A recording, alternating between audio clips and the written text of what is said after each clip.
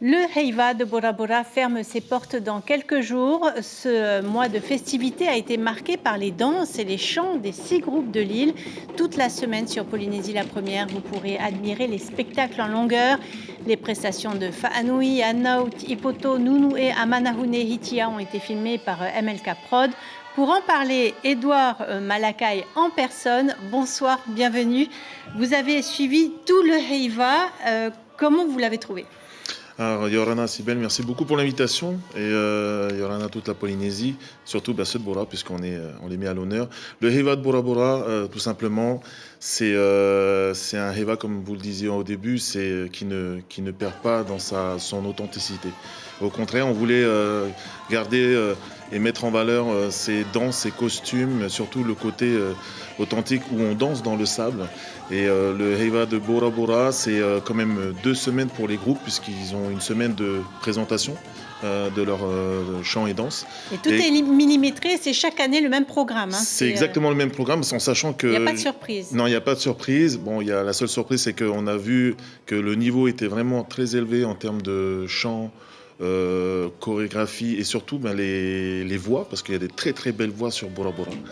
Et on a l'occasion aujourd'hui de pouvoir voir 7 fois 52 minutes qui seront diffusées donc sur la chaîne. Voilà, tous les soirs, des modules de 52 minutes. Alors sauf ce soir, exceptionnellement, parce que finalement Emmanuel Macron va tenir son discours, mais on vous retrouvera demain soir. Voilà.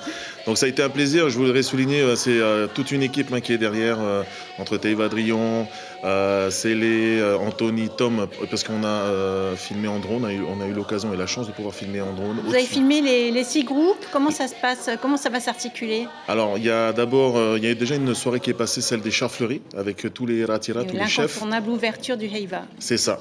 Et ensuite, il y a toutes les soirées, sans oublier les Himene, parce qu'à chaque soir, il y a un poupou Himene, un poupou Otea qui passe. Vous voulez faire un documentaire sur le Heiva ensuite ? Alors on est parti pour la captation de toutes les soirées, mais effectivement, il y a un documentaire qui va sortir sur le Turai. Ça me tenait à cœur parce que je suis enfant de Bora Bora. Et grâce à la population, grâce au Tavana, grâce au comité Heivarau, on a eu des portes ouvertes vraiment sur des archives, sur des gens, des personnes qu'on a interviewées, et ça sortira prochainement sur Polynésie. En plus, il y avait une petite cerise sur le gâteau, c'était Jason Momoa qui est passé à Bora. Alors Jason, oui, ce Heiva de Bora Bora est marqué par la... Pour ceux qui ne connaissent pas, c'est Aquaman, l'acteur d'Aquaman. Voilà, c'est Aquaman, c'est plein de choses. Jason, voilà, moi qui a eu la chance, on a eu la chance de pouvoir le capturer dans nos images, dans nos caméras, et justement qui a fait le bonheur, on va dire, de la population et des groupes de Bora Bora. Merci en tout cas à lui parce qu'il s'est vraiment prêté au jeu en plus. Alors on vous a découvert il y a quelques années dans Eye Mana, vous avez fait vos débuts à Bora, vous avez été acteur aussi dans des séries produites localement, et aujourd'hui vous êtes également ambassadeur de l'environnement. On vous voit sur les réseaux sociaux sillonner les archipels. C'est un rôle qui vous tient à cœur ?